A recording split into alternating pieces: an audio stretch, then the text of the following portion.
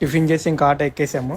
ఇంకా మా ఊరు అనుకున్నాం కానీ మా ఊరు కాదు. ఇప్పుడు మా పెద్దనాన్న వాళ్ళ ఇంటికి వెళ్తున్నాము. రుగడ మాది చాలా పెద్ద ఫ్యామిలీ. ఏ ఊరు వెళ్ళినా మా వాళ్ళు ఉంటారు. మా వాళ్ళు అంటే మా ఇంటి పేరుతో ఉన్న వాళ్ళు. అలాగే ఇప్పుడు మా పెద్దనాన్న అంటే మా పెద్ద తాత గారి ఇంటికి వెళ్తున్నాము.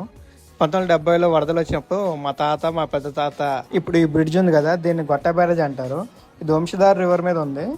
ఈ రివర్కి అటువైపు మా పెద్ద తాత, ఇటువైపు మా చిన్న తాత ఉన్నాడు. ఇప్పుడు మా పెద్ద తాత వాళ్ళ ఇంటికి వెళ్తాం కాబట్టి ఈ బ్రిడ్జ్ దాటాల్సిందే. సాయంత్రం వరకు ఇక్కడ రుగడ్లో మా పెద్దనాన్న వాళ్ళ ఇంటి దగ్గర ఉండి మళ్ళీ సాయంత్రం కొత్తూరు వెళ్ళాలి. అక్కడ ఇంకో పెద్దనాన్న వాళ్ళు ఉంటారు, వాళ్ళ ఇంటికి వెళ్ళాలి. మొత్తానికి ఊర్లోకి అయితే ఎంటర్ అయిపోయాం. ఎవరి లగేజ్ వాళ్ళు తీసుకోండి, తర్వాత ఇంటికి వెళ్ళి మాట్లాడుకుందాం. ఇంటికైతే వచ్చేసాం. కొంచెం బ్రష్ తీసుకుని మళ్ళీ ఏటికి వెళ్ళి స్నానం చేసుకుందాం.